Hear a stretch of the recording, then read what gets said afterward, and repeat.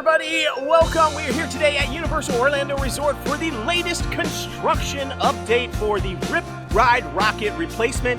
There is so much progress happening on this brand new roller coaster from Intamin. We're going to go around and take a look at all the new construction, all the vertical things that are happening, and talk a little bit more speculation on the latest news on what we think this attraction may be.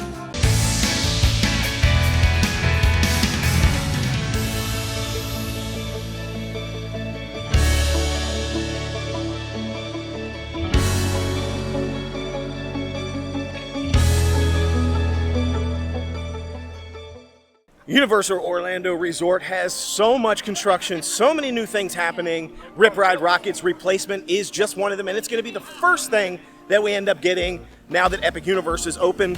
With all of its problems, Rip Ride Rockit was still an iconic roller coaster, so if you're going to replace that, it's got to be something fantastic. Now, just since the last construction update we did, there's already been tons of changes and tons of progress, especially even here to the front of City Walk. The last time we were here, the construction was split and there was a pathway in the center of it. Now the pathway has shifted all the way against the water, and they're now doing construction holistically inside of this walled off section.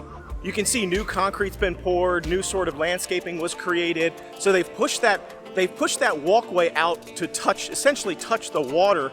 And they're using the previous walkway space that existed before now for part of the attraction. So they increased the space that they're using for the attraction. Rip Ride Rockit had a smaller footprint than what we're expecting for this brand new replacement attraction. And that's just in the front portion. In the New York section of Universal Studios, that has also been expanded. So they're creating new space back there, adding new buildings. We'll take a look at that in just a bit. But the overall footprint of this coaster is going to be quite a bit larger than Rip Ride Rockit. Now let's talk about some of the new construction we're seeing. Right behind the walls, we can see all sorts of footers are now in place and up. They had sort of the rebar in place and some of the concrete pads on the ground the last time we did the construction update. And now those footers have been poured, they've been created. More concrete is up. We still have a lot of like bricks, sort of the concrete bricks that are being potentially getting ready to be used. Lots of construction, more mounds, and again, as I said, it's all one big spot now. They don't have this walkway dividing the construction.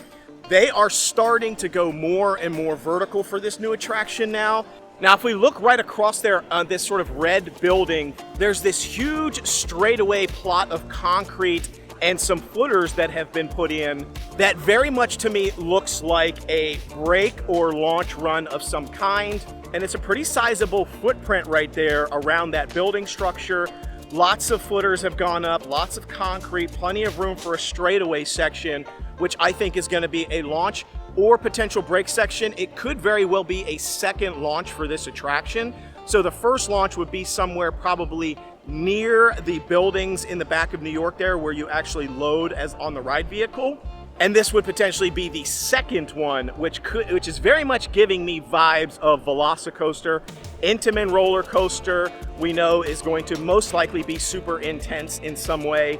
This park needs an intense roller coaster. It is the thing that is missing from this park. The other parks have it. This park doesn't really have an intense roller coaster. And that launch/break run there, to me, looks like it has enough space for some sort of like show elements to be installed there. Maybe even some structures could be put around it, thinking like a Velocicoaster takeoff. If you think about Velocicoaster, where it starts, you're in this sort of like tunnel with these velociraptors essentially on the right and left of you, and then it's like 3, 2, 1 kind of go, and then they take off, and then you take off with them from the Jurassic World films. Could be something similar to that, where they're going to add some show elements to this attraction right there for a potential launch. Now, of course, it could just be some sort of brake run, slowing the vehicles down, but again, I think it's going to be some sort of launch combination there in that spot. This could theoretically be the first launch, but that is pretty good distance away from where you get on and board the ride.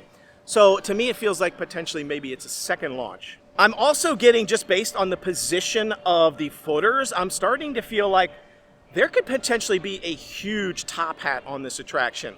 Like a very tall top hat, similar to what you're going to see Stardust Racers or Velocicoaster.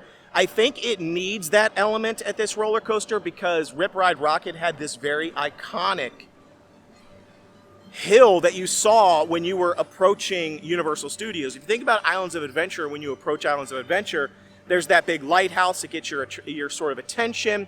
Universal Studios, of course, has the beautiful Hollywood-style entry there, but you also saw that large, essentially the launching point, the hill going up for Rip Ride Rockit. That was a very iconic picture when you were walking up to Universal Studios.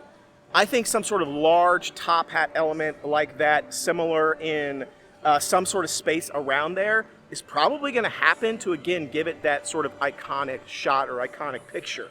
All right, we've entered into Universal Studios. We're going to take a look here at the in-park views of this attraction. I will say, it seems like there's a good amount of space here now that that ride station has been removed. You can see, look how much empty space there is right here.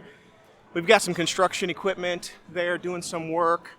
But there's quite a bit of space right here for the roller coaster attraction. It's all been removed completely, and they are building now. There's no more removal process happening. One of the things I will say is I'm really glad that they're expanding the footprint. Rip Ride Rockit was about a 2-minute long attraction. About 60 seconds of that was the ride lift system going up the hill before you came down. So only about a minute and a half of actual fun ride time on this attraction. Contrasting that to Tron Light Cycle Run over at Magic Kingdom, that's about 60 seconds, a little bit less, kind of honestly.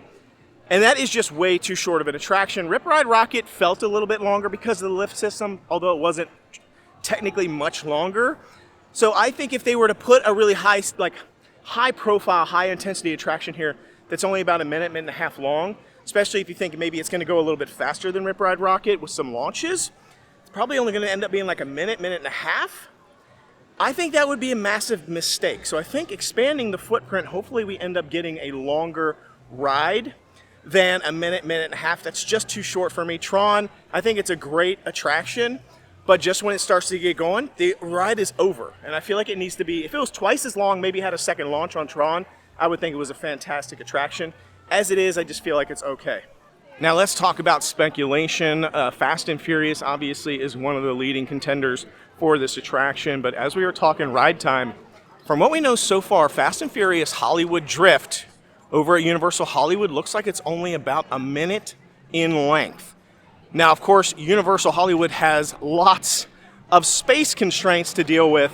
Half of the attraction is literally hanging off of a mountainside. It was so cool to see that last time we were out there. So they don't have a lot of space. So a minute-long attraction in Universal Hollywood, I think maybe you can get away with it. I think here in Universal Orlando, it's got to be longer. It can't just be a minute-long attraction. So if we do end up getting Fast and Furious in this space here for the replacement, it's got to be longer than a minute. I'm hoping for at least 2 minutes, maybe 2.5 minutes, just to compare. Guardians of the Galaxy Cosmic Rewind at Epcot is 3 minutes and 20 seconds long. So 3 minutes and 20 seconds long, that's 3 times longer than Tron. That's over twice as long as Rip Ride Rockit was. So I think expanding the footprint, giving it more, and letting it have room to breathe as an attraction is going to be paramount. So I'm glad to see this construction, the way they've expanded it, where I'm seeing these footers go up. I think that's a positive indicator that it's going to be longer. So coming up to the green construction wall right in front of the Ghostbusters Firehouse, we now have a bunch of new posters that have been put on this wall. I have absolutely no idea really what any of them are about, what they mean. I mean, this is obviously the Blues Brothers, but I don't know if this has anything to do with anything on this roller coaster. We repair everything. I feel like they just put a bunch of extra stuff on here, trying to throw people off the scent, trying to maybe give it a little bit more things to look at on the wall so it doesn't just look like a green wall with a couple of signs on it. But does it mean something? I don't know. All you sleuths out there watching this video, do you think this means anything? I do like this Blues Brothers thing here, jazz on the saxophone across from Finnegan's.